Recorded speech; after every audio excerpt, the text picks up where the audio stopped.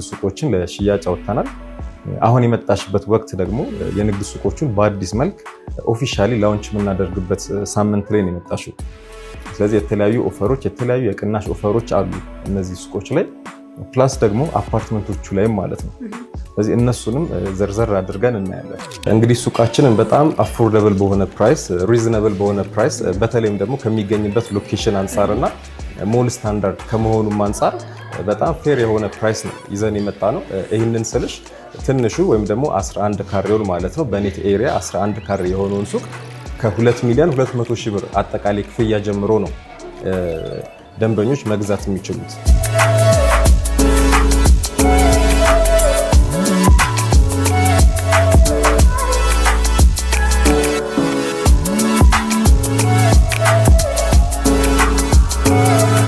እስከ 35% ድረስ የሚደርስ ቅናሽ ነው ያዘጋጀነው።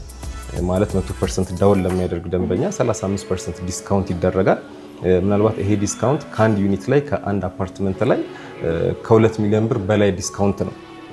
ይሄ ማለት በሂሳብ ስትሰሪው አፓርትመንት ኦን ለማድረግ የመጣ ደንበኛ ዲስካውንቱን ተጠቅሞ 4 ኪሎ ላይ ወይም ደግሞ የአፓርትመንት ሳይታችን ላይ አንድ አፓርትመንት ከገዛ በኋላ በዲስካውንቱ ደግሞ አንድ ሱቅ መርካቶ ላይ የተክለ ሃይማኖት ሳይታችን ላይ አንድ ሱቅ ኦን ማድረግ ይችላል ማለት ነው።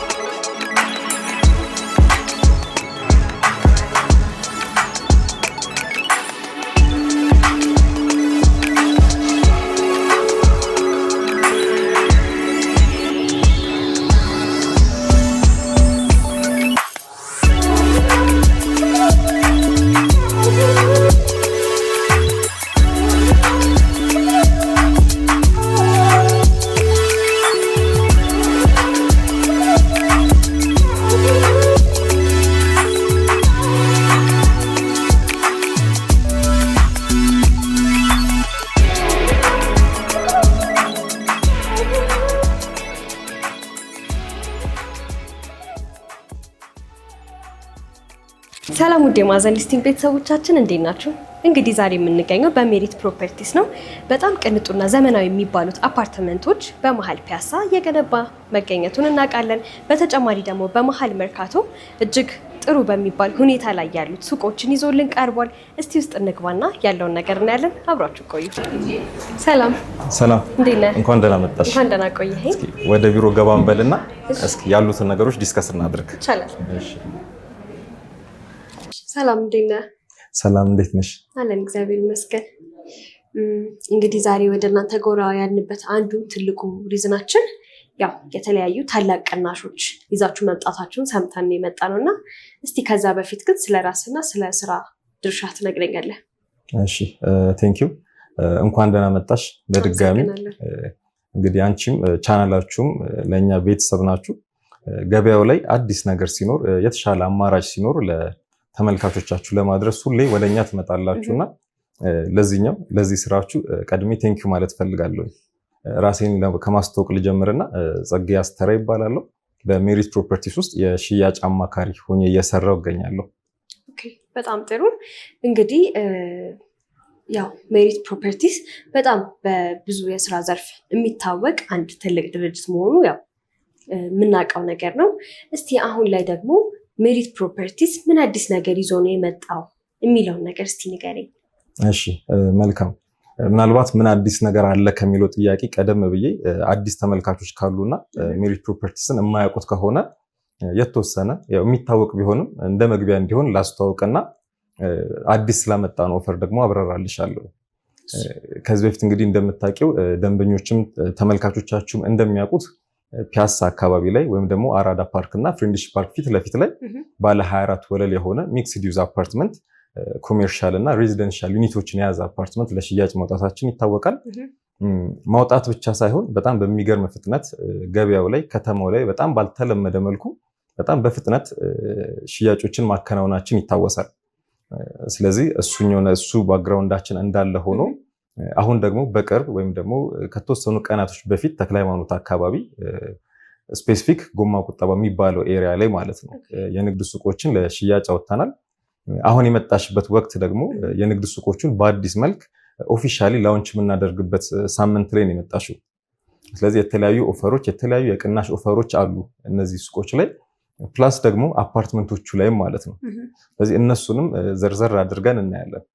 መልካም እንግዲህ በጣም ደስ የሚል ነገር ነው ይዛችሁ የቀረባችሁት። ያው የንግድ ሱቆቹ ደግሞ ብዙ ጊዜ ሲወራላቸው እንደነበሩት አሁን ደግሞ ኦፊሻሊ ላውንች መደረጋቸውን ይፋ የሚሆንበት ታይም ነው አይደለ? በጣም ጥሩ። እንደዚህ ደግሞ ካልን አይቀር እስቲ ያሏችሁን አማራጭ ሊሆን ይችላል የመረጣችሁት ቦታ ለምን እንደሆነ ስፔሻሊ ደግሞ ለደንበኛ ተመራጭ ነው ተብሎ አይደል ብዙ ጊዜ ቦታ የሚመረጠው፣ ለምን ስፔሲፊካሊ ያንን ቦታ እንደመረጣችሁት በመኖሪያ ቤትም በንግድ ሱቅም አማካኝነት ያሉትን ነገሮች እስቲ ንገረኝ። እሺ፣ ንግድ ሱቅና አፓርትመንት በመጀመሪያ ደረጃ ቤዚክ ዲፍረንስ ያለው ምንድን ነው? ወይም ደግሞ አንድ ሰው የንግድ ሱቅና አፓርትመንት ኢንቨስት ማድረግ ሲፈልግ መጀመሪያ ማየት ያለበት መሰረታዊ ልዩነቱ ምንድነው? የሚገኝበት ሎኬሽን ነው። ምናልባት ለመኖሪያ ስናስብ ረጋ ያለ ጸጥ ያለ አካባቢ ልንመርጥ እንችላለን። የእረፍት አይነት ስሜት የሚሰጥ ቦታ ማለት ነው። የንግድ ሱቅ ሲሆን ግን ተቃራኒ ነው የሚሆነው። ጸጥ ያለ ሰፈር ሲሆን በጣም እንቅስቃሴ ያለበት፣ ግርግር የሚበዛበት፣ ሰው በጣም የሚመላለስበት አካባቢ ቢሆን ይመረጣል። እኛ የንግድ ሱቃችንን ስንመርጥ መጀመሪያ ታሳቢ ያደረግነው ነገር ምንድነው? ሰው ምን ይፈልጋል የሚለውን ያየነው። እሱን ስንጠይቅ ምን አገኘን? የመጀመሪያው ጥሩ ገበያ ያለበት ቦታ ላይ ሰው ሱቅ መግዛት ይፈልጋል፣ መከራየት ይፈልጋል። እሱን ቼክ ስናደርግ ምን አካባቢ መረጥን? መርካቶ አካባቢ። እንግዲህ መርካቶን ለንግድ ማስረዳት በጣም እንደው ከሰው የማይጠበቅ ነገር ልንለው እንችላለን። እንደ ኢትዮጵያ ብቻ አይደለም፣ እንደ አፍሪካ በጣም ሰፊው ኦፕን ስፔስ የሆነ የገበያ ማዕከል እንደሆነ ይታወቃልና ከመርካቶ በጣም በቅርብ ርቀት ላይ ምናልባትም መሀል መርካቶ ሊባል በሚችል አካባቢ ላይ ከተክለ ሃይማኖትና ከስልጤ መስጊድ መሀል ላይ የሚገኝ ቦታ ላይ ነው የንግድ ሱቆችን ለመገንባት ቦታ ወስደን እየሰራን ያለ ነው ማለት ነው። የድርጅታችንን ባክግራውንድ እንደምታውቂው ከዚህ በፊት ዜሮ ፕሮግረስ ላይ ያለ ህንፃ አይደለም ለሽያጭ የምናወጣው። የተወሰነ ፕሮግረሶችን በራሳችን ከሄድን በኋላ ወይም ደግሞ የቁፋሮ ስራዎችን የፉቲንግ ስራዎችን ከጀመርን በኋላ ነው ለሽያጭ የምናወጣው። ሱቆቹም ላይም ተመሳሳይ ልምዳችንን ተጠቅመን ምንድን ያደረግነው መጀመሪያ ቦታውን ከያዝን በኋላ የቁፋሮ ስራዎችን ቀድመን ጀመርን። የቁፋሮ ስራ ወደ መጠናቀቁ ሲደርስ ነው ለሽያጭ ያወጣ ነው ማለት ነው። እንግዲህ ስፔሲፊክ ቦታውን ለማያውቀው ሰው በደንብ ለማብራራት ከተክለ ሃይማኖት ወደ ጎማ ቁጠባ የሚወስደው መንገድ ላይ በቀኝ በኩል እንገኛለን። አጠቃላይ 7000 ካሬ አካባቢ ላይ ያረፈ ይሆናል። ነገር ግን ህንፃው የሚያርፈው 5560 ካሬ ላይ ይሆናል። እንግዲህ 2 ቤዝመንት ኖሮት ተጨማሪ ግራውንድ ፕላስ 4 ፍሎሮችን የያዘ የንግድ ማዕከል ነው የሚሆነው። ይህ ንግድ ማዕከል ሞል ስታንዳርድ የንግድ ማዕከል ነው። እንግዲህ ሞል ስታንዳርድ ነው ስንል ከተለመዱት የንግድ ማዕከሎች በምን ይለያል?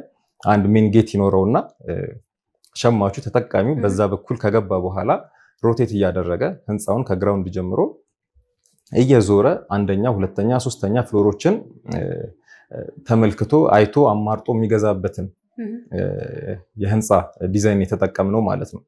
ይሄ ምን እድል ይሰጣል?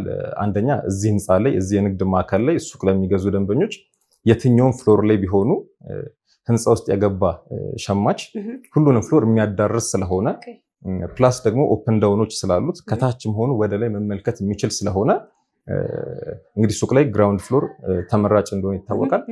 እኛ ጋር ግን አንደኛም ሁለተኛም ላይ ያሉት ሶስተኛም ላይ ያሉት የተሻለ መመልከት የሚችሉበት ወይም ደግሞ የሚታዩበት ቦታ ላይ ነው የሚኖሩት ማለት ነው። ይህንን ካልኩሽ በኋላ የተወሰነ ስለ ሰፈሩ ማብራሪያ ልስጥሽ። እንግዲህ ሰፈሩ እንደምታውቂው በጣም ግርግር የበዛበት ቦታ ሆኖ በቅርብ ግን ብዙ ሰው የማያውቀው መረጃ የሚመስለኝ ሰፈሩ ላይ እንግዲህ መንግስት ኮሊደሮችን ሰፈሮችን እያጸዳ ነው ያለውና ተክለ ሃይማኖት አካባቢ ያሉ ሱቆች በቅርቡ እንደሚነሱ መረጃዎች አሉ።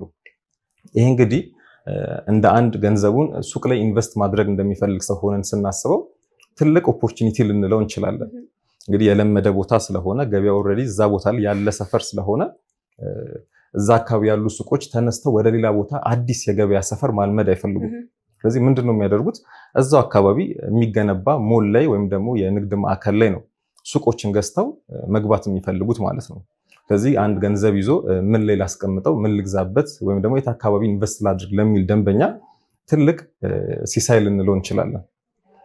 ምናልባት ደግሞ በተወሰነ የከተማ ውስጥ ባቡር የፍጥነት ባቡር የሚባል መስመሮች አሉ አይደለ? በተመሳሳይ የፍጥነት የባስ ሌኖች በቅርቡ ይሰራሉ።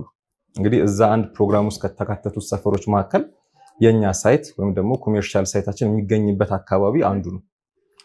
ስለዚህ በኋላ ላይም እንግዲህ እነዚህ ነገሮች በጠቅላላ ተስተካክለው ተሰርተው ሲያልቁና ሰፈሩ አዲስ ገጽታ ሲይዝ ምናልባትም ቀዳሚ የምንለው እዛ አካባቢ ላይ የሚገኝ የንግድ ማዕከል የሜሪት ኮሜርሻል ሴንተር ነው ሊሆን የሚችለው ማለት ነው።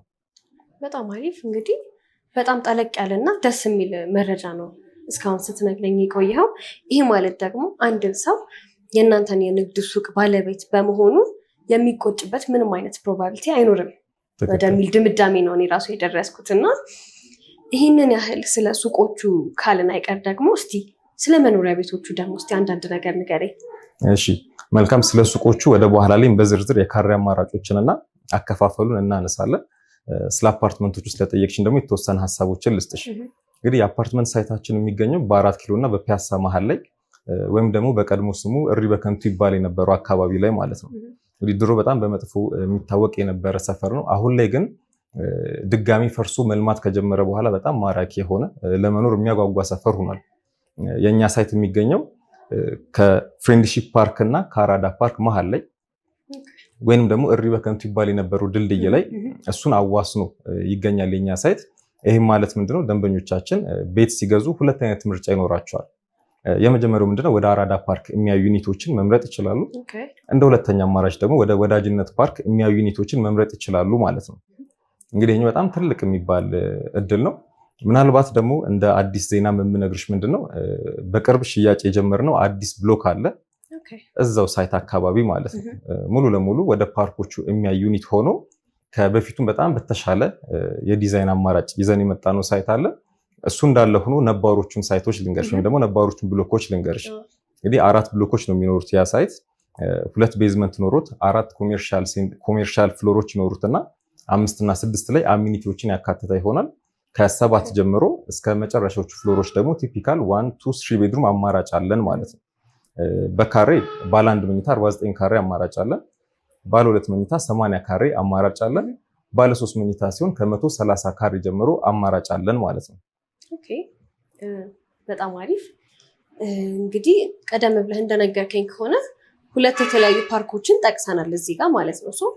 ወደ ሁለቱም አቅጣጫ የሚያሳይ አሪፍ ቪው ያለው ቦታ ላይ ነው መርጣችሁ እየገነባችሁ ያላችሁት ማለት ነው። ይህ ማለት ደግሞ ማንኛውም ሰው የሜሪት ፕሮፐርቲስ የቤት ባለቤት ቢሆን በቪው በኩል ምንም አይነት ስጋት አይገባበትም ማለት ነው። በጣም ጥሩ። እንግዲህ ከባለ 1 እስከ ባለ 3 መኝታ በተወሰነ ደግሞ አዲሱ ብሎክ ላይ ባለ 4 መኝታ አማራጮችንም አካተናል። አዲሱ ብሎክ ላይ ደግሞ የባለ 4 መኝታ ክፍል እንደ አማራጭም ተካቷል ማለት ነው። ይህ ማለት ቀደም ብሎ ሲሰሩ ከነበሩት በተሻለ መልኩ እየተገነባ እየተገኘ እንደሆነ ነው እየነገርከኝ ያለው። ኦኬ በጣም ጥሩ። እንግዲህ ያው በመሀል ፒያሳ እና 4 ኪሎ አካባቢ የሚገኝ እንደዚህ አሪፍ አፓርታማ መገኘቱ እንግዲህ በጣም ለሰውም ተመራጭ እንዲሆን ያደርገዋል። እንትን ብለህ ነበረ ላይክ ሱቅና መኖሪያ ቤት ብለህ ነበር። ይህ ማለት መኖሪያ ቤቶቹ እስከ 6ኛ ፍሎር የራሳቸው ሱቅ አላቸው ነው አይደለ? ትክክል። በጣም ጥሩ። ይሄ ማለት ብዙ ሩቅ ሄደው እንትን ማድረግ አይጠበቅባቸውም ማለት ነው። ብዙ ለገበያ መራቅ አይጠበቅባቸውም። እሱ ብቻ ሳይሆን እንግዲህ 5 እና 6ኛ ፍሎር ላይ አሚኒቲዎች አሉ ብዬሻለሁ። እንግዲህ እነዚህ አሚኒቲዎች ማለት የመዋኛ ገንዳ፣ ጂምናዚየም፣ ስፓ፣ የውበት ሳሎኖች፣ የህፃናት ማቆያ የመሳሰሉትን የሚያካትት ነው የሚሆነው። ስለዚህ አንድ ሀሳቡ ምንድነው? የዲዛይን መሰረታዊ ሀሳቡ ምንድነው?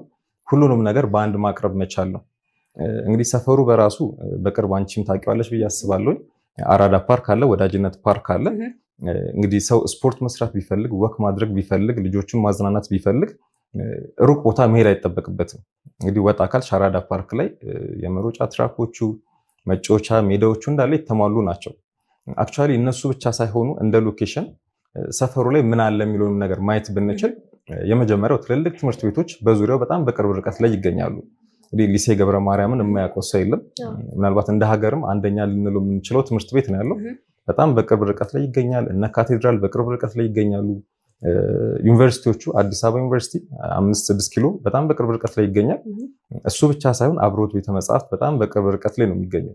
ስለዚህ ምናልባት ልጆች ያሏቸው ሰዎች ከሆኑና እዛ አካባቢ ብገዛ ወይም ደግሞ ብንኖር ልጆቼ እንዴት ይሆናሉ ብሎ የሚያስብ ሰው ከሆነ እነዚህ ነገሮች በቅርብ ርቀት ላይ መኖራቸው ትልቅ ጥቅም ነው የሚኖረው። በእርግጥ ትምህርት ቤቶቹ ብቻ አይደሉም። ሆስፒታሎችን ብናነሳ እንደ ሀገር ትልቅ የምንለው ጥቁር አንበሳ ከኛ በጣም በቅርብ ርቀት ላይ ነው የሚገኘው። እነ ዘውዲቱ እነ ጋንዲ ፕላስ ትልልቅ የጤና ተቋማትን በቅርብ ርቀት ላይ ይገኛሉ። ስለዚህ እኛ ሳይት ላይ ቤት ስትገዙ ለደንበኞቹ ወይም ደግሞ ለተመልካቾቻችን ማለት ነው ቤት ሲገዙ የሚገዙት ቤታቸውን ብቻ አይደለም አካባቢውም ነው። አንድ የሚባል አባባል አለ አይደል? ከፍለን ቤታችንን እንገዛለን፣ ሳንከፍል ደግሞ በዙሪያ ያሉትን ነገሮች እንገዛለን ይባላል። ስለዚህ እኛ ሳይት ላይ አፓርትመንት ሲገዙ ከጎን የሚገዙት እነዚህን ፓርኮችን በነፃ ላይብራሪዎቹን በነፃ የትምህርት ተቋማቱን በነፃ እንደ መግዛት ነው የሚቆጠረው ማለት ነው። ስፔሲፊክ ደግሞ ስለ ህንፃችን ሳነሳለሽ ከአንደኛ እስከ 4ኛ ፍሎር ድረስ ሱቆች ናቸው ብዬሻለሁ። እነዚህ ሱቆች ምናልባት ሰው ስጋት እንዳይገቡ ምንድነው በጣም ግርግር ያለባቸው በጣም እንቅስቃሴ የሚበዛባቸው አይነት ሱቆች ሳይሆኑ ረጋ ያሉ እንደ ሱፐርማርኬት የመሳሰሉ ለነዋሪው አገልግሎት የሚሰጡ ነገር ግን የዕለት ተዕለት እንቅስቃሴ ላይ ነዋሪውን የማይረብሹ አይነት ኔቸር ያላቸውን ሱቆች ነው ለሽያጭ የምናወጣው። ስለዚህ እንደው ከስር ግርግር ቢኖር ሱቅ ካለ እንደው ብንረበሽ ምን ቢል አይነት ስጋት ሊገባቸው አይገባም ማለት ነው። በጣም ጥሩ። ይህንን ሁሉ ታሳቢ አድርጋችሁ ነው እናንተም እየገነባችሁ ያላችሁት ማለት ነው። ስለ መኖሪያ ቤቶቹ ይህን ያህል ካልን አይቀር ደግሞ እስቲ ወደ ሱቆቹ እንመለስና ያሏችሁ የካሬ አማራጭ ምን ይመስላል የሚለውን ነገር ስለ ሱቁም አንዳንድ ነገር ንገረኝ። እሺ መልካም። እንግዲህ ሱቆቹን ዲዛይን ስናደርግ ምንድን ነው ያሰብነው አፎርደብል እንዲሆኑ ፕላስ ደግሞ ገበያ ላይ ተፈላጊ የሆኑ የሱቅ ዲዛይኖችን የካሬ አማራጮችን ነው ያቀረብነው ማለት ነው። ይህንን ስልሽ ትንሹ ካሬ ከ11 ካሬ ይጀምራል። እንግዲህ 11 ካሬ ማለት በጣም በቂ የሆነ እንግዲህ ከተማ ውስጥ የምናያቸው ሞሎች ላይ እንደ ዲስፕሌይ የሚከራዩት 2 በ2 የሆኑ ቦታዎች ናቸው። እንግዲህ 20-25 የሚከራዩት ማለት ነው። እኛ ከ11 ካሬ ጀምሮ አድርገናል። ትልልቁ እስከ 32 ካሬ ድረስ አማራጭ አቅርበናል። ይህንን ስልሽ ደግሞ ትልልቅ ካሬ የሚፈልግ ሰው ካለ ጎን ለጎን ያሉ ሱቆችን መርጅ ማድረግ የሚችልበትን የዲዛይን አማራጭ አምጥተናል ማለት ነው። በጣም ጥሩ። እናንተ እስከ 32 ካሬ ድረስ ያሉትን አማራጭ ይዛችሁ መጥታችኋል። ግን በተጨማሪ ደግሞ መርጅ አድርጎ መጠቀም ለሚፈልግ ከስተመር ደግሞ በተለየ ሁኔታ መርጅ አድርጎ እንዲጠቀምም ጭምር ነው ኦፈር እያደረጋችሁ ያላችሁት ማለት ነው። ትክክል። እሱ አማራጭ አለን። ምናልባት ትንሹ 11 ካሬ ብዬሻለሁ፣ ትልቁ 32 ካሬ ብዬሻለሁ። አንድ ሰው ኖቲስ ማድረግ ያለበት ትልቁ ነገር ምንድነው ሱቆቹ ላይ 11 ካሬ ስልሽ በኔት ኤሪያ ነው እየሸጥን ያለ ነው። ይህ ማለት ከተማ ውስጥ የተለመደ አንድ አሰራር አለ አይደለ? ሳምፕል ቁጥር ልጥራለሽ እና 20 ካሬ ሱቅ አንድ ሰው ቢገዛ ምናልባትም የራሱ ሱቁ የሚያርፍበት ካሬ ከ12 ከ13 ላይበልጥ ይችላል። አብዛኛው ለኮመን ኤሪያ ተብሎ የሚቆረጡ ካሬዎች ይበዛሉ። እንግዲህ የተለመደ አሰራር ቢሆንም እኛ ግን በተወሰነ የተለየ ኦፈር ለማቅረብ አስበን ምንድን ያደረግነው ሱቆቻችን ኔት ኤሪያ ናቸው። ይህም ማለት 11 ካሬ ስልሽ ሱቁ የሚያርፈው 11 ካሬ ላይ ነው ማለት ነው። 32 ካሬ ስልሽ ሱቁ የሚያርፈው 32 ካሬ ላይ ነው ማለት ነው። ስለዚህ ተጨማሪ ለሎቢ፣ ለኮሊደር፣ ለሊፍት፣ ለደረጃ ተብሎ የሚቀናነስ ነገር የለም። ስለዚህ ደንበኞች ሲከፍሉ የሚከፍሉት ራሳቸው ለሚረከቡት ሱቅ ነው ማለት ነው። ስለዚህ ለተጨማሪ ነገር አይከፍሉም። ይሄ ምናልባት በጣም ትልቅ እድል ነው ብዬ አስባለሁ። ከተማ ውስጥ አንቺም ዞር ዞር ብለሽ እንዳይሽ ተስፋ አደርጋለሁ። ብዙ ሰው ለኮመን ኤሪያ ተብሎ በጣም የተጋነነ የካሬ መጠን ነው የሚቆረጥበት። እኛ እንግዲህ እሱን ችግር ቀርፈን የመጣ ነው ማለት እችላለሁ። ስለዚህ የተባለው ካሬ ሳይቀነስ ምን ሳይል እንደተባለው ያገኙታል ማለት ነው። እንደተባለው አግሪመንት ላይ ውል በገባንበት ራሱን ካሬ ይረከባሉ ማለት ነው። በጣም ጥሩ። እንግዲህ ታዲያ ይህን ሁሉ ነገር ነግረኸኝ አንድን ሰው የሱቁ ባለቤት ለመሆን የሚጠይቀው አንድ ትልቅ ጥያቄ አለ። እሱም የአከፋፈል ሁኔታ ምን ይመስላል የሚለው ነገር ነው። እስቲ ንገረኝ፣ ምን ሊመስል ይችላል? በጣም መልካም። እንግዲህ ሱቃችንን በጣም አፎርደብል በሆነ ፕራይስ፣ ሪዝነብል በሆነ ፕራይስ በተለይም ደግሞ ከሚገኝበት ሎኬሽን አንጻርና ሞል ስታንዳርድ ከመሆኑም አንጻር በጣም ፌር የሆነ ፕራይስ ነው ይዘን የመጣ ነው። ይህንን ስልሽ ትንሹ ወይም ደግሞ 11 ካሬውን ማለት ነው በኔት ኤሪያ 11 ካሬ የሆነውን ሱቅ ከ2,200,000 ብር አጠቃላይ ክፍያ ጀምሮ ነው ደንበኞች መግዛት የሚችሉት። ምናልባት ሱቅ ስለሆነ ደግሞ የፍሎር በጣም ሴንሲቲቪቲ አለው።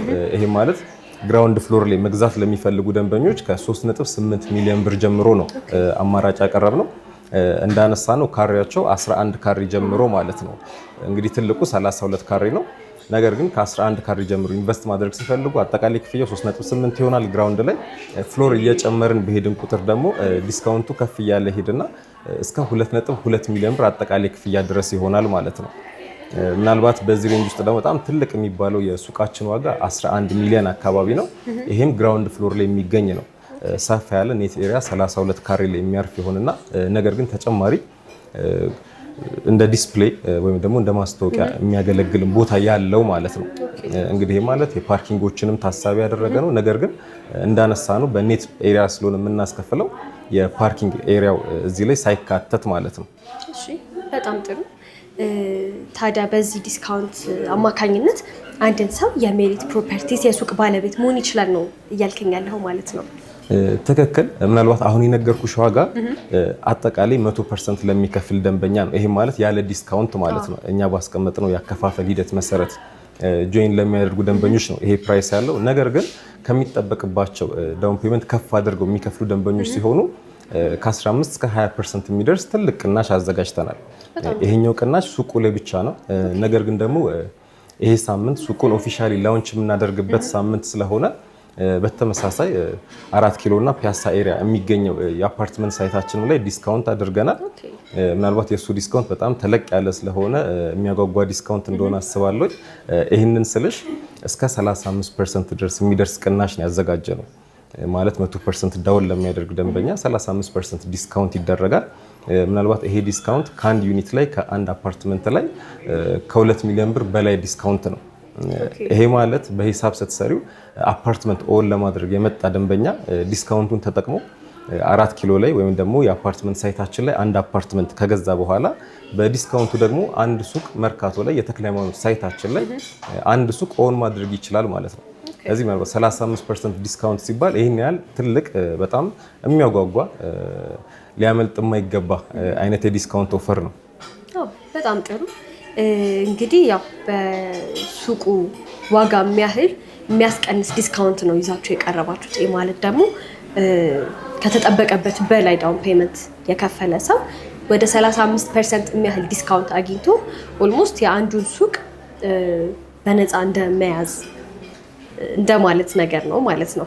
ምክንያቱም ቤቱንም ገዝተው ሱቁንም የሚገዙበት የነበሩበት ቤቱን ገዝተው ከቤቱ ዲስካውንት አግኝተው ሱቁን ማጠቃለል ይችላሉ ነው እናንተ ጋር በጣም ትልቁ ጥቅም እዚህኛው ላይ ማለት ነው። በጣም ጥሩ። እንግዲህ ታዲያ ይህንን ካልን አይቀር ትንሽ እስቲ ደግሞ ወደ አፓርትመንቶቹ እንለፍና ያከፋፈል ሁኔታው ትንሽም ቢሆን በትንሹም ቢሆን ካለው ትልቁ ዲስካውንት ገልጸህልኛል። እስቲ ምናልባት ደግሞ አንዳንዴ ያው በአቅምም ጉዳይ ሰው እንደያቅሙ አይደለም የሚከፍለው። እስቲ ከሱ አንጻር ደግሞ እስቲ የስንት ፐርሰንት ያከፋፈል ሁኔታ አላችሁ? ኦኬ አፓርትመንቶቹን ካነሳሽልኝ አይቀር ለምሳሌ ባለ አንድ መኝታ 49 ካሬ የሆነው ዩኒት ላይ በፊት በነበረው ፕራይስ 6 ሚሊዮን 100 ሺህ አካባቢ ነው የሚሆነው። ይሄ ማለት በ11 ዙር የሚከፈል ነው የሚሆነው። ነገር ግን 100% ካሽ ለሚከፍል ደንበኛ 35% ዲስካውንቱ ሲቀነስ ከዚህ ይወርድና ወይም ደግሞ ከ6 ሚሊዮኑ ይወርድና 3.8 ሚሊዮን አካባቢ ይሆናል። ባለ ሁለት መኝታው ከዲስካውንት በፊት 10 ሚሊዮን አካባቢ ነው። ከዲስካውንት በኋላ 3 ሚሊዮን 500 ሺህ ተነስቶለት ወይም ደግሞ 35% ዲስካውንት ተደርጎለት አጠቃላይ ክፍያው 6 ሚሊዮን 500 ሺህ ይሆናል። እንግዲህ ይሄ ማለት አንድ ሱቅ የተክለ ሃይማኖትን ሱቅ ቻለ ማለት ነው። ነገር ግን ይሄኛውን አማራጭ ለማይፈልጉ ደንበኞችና ረጋ ብለው ከ2 ዓመት ተኩል እስከ 3 ዓመት ባለው ጊዜ መክፈል የሚፈልጉ ከሆነ 11 ዙር ያለው ያከፋፈል አማራጭ ነው ያለን። ይሄ ማለት ቅድመ ክፍያው 10 ወይ 15% ይከፍሉና ከዛ በኋላ የግንባታ ሂደትን የተከተለ 11 ዙር አከፋፈል ይኖረናል። ምናልባት የግንባታ ሂደትን የተከተለ አከፋፈል ሲሆን ብዙ ጊዜ ለደንበኞች ምቾት የሚሰጥ አይነት አከፋፈል ነው። ምክንያቱም እንግዲህ እንደምታውቁ ከዚህ በፊትም እንደሰማሽው አከፋፈል ላይ ሁለት አይነት መንገዶች ነው ያሉት። ታይም ቤዝድ የሆነ አከፋፈል አለ። ሁለተኛ ደግሞ የግንባታ ሂደትን የተከተለ አከፋፈል አለ። ታይም ቤዝድ አከፋፈል ሲሆን ግንባታው ቢገነባም ባይገነባም ደንበኛ ወቅቱን ጠብቆ እንደ ስምምነት አግሪመንት እንደገባበት ማለት ነው በ3 ወርም ሊሆን ይችላል ክፍያዎችን የመክፈል ግዴታ ውስጥ ይገባል። ነገር ግን የግንባታ ሂደትን የተከተለ ሲሆን ወይም ደግሞ እኛ እንደ ድርጅት የምንከተለው ያከፋፈል ስርዓት ሲሆን ደግሞ 3 ወር ጠብቆ ሳይሆን የግንባታ ሂደቱን ጠብቆ ነው የሚከፍለው። ይህም ማለት ምንድነው? ለምሳሌ ቅድመ ክፍያ የሚከፍል ደንበኛ ኦልሬዲ ፋውንዴሽን ጨርሶ ሁለተኛ ቤዝመንት ጨርሶ አንደኛ ቤዝመንት የጨረሰ ህንፃ ላይ ነው ዳውን ፔመንት እየከፈለ ያለው። ስለዚህ እንደ ሀሳብ ምንድነው ከዚህ በፊት ለተሰራው ስራ ነው አሁን ላይ 10-15%ን እየከፈለ ያለው ማለት ነው። ስለዚህ የግንባታ ሂደትን ተከትሎ ሲከፍል ወደፊት ለሚገነባው ሳይሆን ወደኋላ ለተገነባው ነው እየከፈለ የሚሄደው። ስለዚህ ከእምነት አንጻር በጣም ለደንበኛ የተመቸ ያከፋፈል ስርዓት ነው ማለት ነው። ስለዚህ እንግዲህ ሁለቱን አማራጭ ነው ያቀረብነው። እንደነገርኩሽ ይህንን 11 ዙሩን መከተል ይችላሉ። ካልሆነ ደግሞ እጃቸው ላይ ካሽ ያለ ደንበኞችና ዲስካውንቱን መጠቀም የሚፈልጉ ከሆነ በጣም ትልቅ ዲስካውንት ስለሆነ እሱን መጠቀም የሚፈልጉ ከሆነ ደግሞ ካሽ ከፍለው አፓርትመንቱን ከያዙ በኋላ በዲስካውንቱ ደግሞ ከፈለጉ ብራቸውን ማትረፍ ይችላሉ። ካልሆነ ግን ሱቁ ላይ ኢንቨስት ማድረግ ይችላሉ። ምክንያቱም ምናልባት አፓርትመንት መግዛት የሚያስብ ሰው ለኢንቨስትመንት ከሆነ ለማከራየት ከሆነ የሚያስበው 50 እና 60 ሺህ የሚያከራየው ቢሆን ባለ አንድ መኝታውን ሱቅ ላይ ግን ሲሆን ተመሳሳይ በጣም ያነሰ ካሬ ግን ተመሳሳይ ፕራይስ ያለው ሱቅ ሲሆን ከ150 ሺህ ብር ጀምሮ ነው የሚከራየው። ስለዚህ ሪተርኑን ኢንቨስትመንቱን ካሰብነው በጣም ሰፊ ስለሆነ እንግዲህ እንደ ኢንቨስትመንት እንደ ሀሳብ ማለት ነው ይሄኛውን ኦፕሽን ኮንሲደር ማድረግ ይችላሉ። እሺ በጣም ጥሩ። እንግዲህ ይህን ሁሉ ነገር ከነገርከኝ አይቀር ያው እዚህ ሀገርም ያሉት ሰዎች ስፔሻሊ ደግሞ ከሀገር ውጭ ላሉት ሰዎች እንዴት ነው ተደራሽ መሆን የሚቻለው እናንተ ጋር? በጣም ጥሩ ጥያቄን ጠየቅሽኝ። ከመመለሴ በፊት አንድ ነገር ልንገርሽ። ከዚህ በፊት ከኛ አፓርትመንት መግዛት ፈልገው ኮሚኒኬት አድርገውን ግን በተለያየ መንገድ ፋይናላይዝ ማድረግ ላልቻሉ ደንበኞቻችን አንድ ኦፈር ይዘን መተናል። ስፔሻል ከስተመር የሚባል ግሩፕ ፈጥረናል። ይህም ምንድነው? ኮሚኒኬት አድርገውን ነገር ግን በእኛም ስቶክ በማለቁ ምክንያትም ሊሆን ይችላል በራሳቸው በግል ምክንያትም ፋይናላይዝ ማድረግ ላልቻሉ ደንበኞቻችን አሁን ከስር በምናስቀምጠው ስልክ ቁጥር በኩል ብቻ ኮሚኒኬት ሲያደርጉን ይህንን ዲስካውንት የሚጠቀሙበትን አማራጭ ይዘን መተናል። ይህም ምንድነው እንግዲህ ታማኝነታቸውን ስላሳዩን ወይም ደግሞ ረዘም ላለ ጊዜ እኛን እየጠበቁን ስለቆዩ ለነሱ ለታማኝነታቸው እንደ ክፍያ ወይም ደግሞ እንደ ኦፈር ያቀረብነው ምንድነው ተለቅ ያለ ከሌሎች ደንበኞች የተለየ ዲስካውንት ነው ያቀረብነው። እንግዲህ ከስር በሚኖረው ስልክ ቁጥር ብቻ ኮሚኒኬት ሲያደርጉን ማለት ነው እሱ ኦፈር ይኖራል። ምናልባት ተጨማሪ ነገር ደግሞ ምንድነው ከሀገር ውጪ ሆነው እኛ ሳይት ላይ ሱቆቹም አፓርትመንቶቹም ላይ ኢንቨስት ማድረግ የሚፈልጉ ደንበኞች ሲሆኑ ደግሞ ሀገራቸው ላይ ሆነው ያሉበት ሀገር ላይ ሆነው በዲኤችኤል ሙሉ የግዢ ፕሮሰሱን መጨረስ የሚችሉበትን አማራጭ አቅርበናል። እሱ ካልሆነ ደግሞ ሀገር ውስጥ ባለ በተወካያቸው በኩል ግዢውን መፈጸም የሚችሉበትን አማራጭ አቅርበናል። በጣም ጥሩ። እንግዲህ ከዛ እዚህ ድረስ መምጣት አይጠበቅባቸውም ማለት ነው። በእነዚህ መንገዶች ብቻ መገበያየት ይችላል ነው እያልከኝ ያለኸው አይደለም? ትክክል። ምናልባት ሳይቱን መጎብኘት የሚፈልጉ ከሆነ በቪዲዮ ኮል በማንኛውም ሶሻል ሚዲያ በቪዲዮ ኮል ሳይቱን በደንብ ሰራውንዲንጉን ሰፈሩንም ጨምረን ማለት ነው በቪዲዮ ኮል እናስጎበኛለን። እሱ ብቻ ሳይሆን የመረጡትን ፍሎር የመረጡትን ቤት ስፔሲፊክ ዩኒቱንም ማለት ነው እሱንም ማስመረጠናቸው ምንም ተጨማሪ ሰው ሳያስፈልጋቸው ፋይናላይዝ ማድረግ ይችላሉ። እንደ ምርጫን ያቀረብ ነው። እንግዲህ ተወካይ ቤተሰብ ጓደኛ ላለው ሰው በዛ መንገድ መሄድ ይችላል። ራሱ ደግሞ ቤተሰብ አላስቸግርም ጓደኞችን አላስቸግርም የሚል ደንበኛ ደግሞ ከሆነ ቀጥታ ከኛ ጋር ኮሚኒኬት አድርጎ ግዢውን መፈጸም የሚችልበትን አማራጭ ነው ያቀረብ ነው። በጣም ጥሩ። እንግዲህ መጥቼ በጣም አዳዲስ ነገሮችንና ጥሩ የሚባሉት ኢንፎርሜሽኖችን መሰብሰብ መቻሌ ደስ ብሎኛል። አመሰግናለሁ። እንግዲህ እኔም ሁሌም አዲስ ነገር ሲኖር ለተመልካቾችሽ መተሽ አዲስ ነገር ስለምታሳውቂያቸው በጣም ጠቃሚ ነገሮችንም ስለምታደርሺ ቴንኪዩ ማለት ፈልጋለሁ። እሺ፣ አመሰግናለሁ።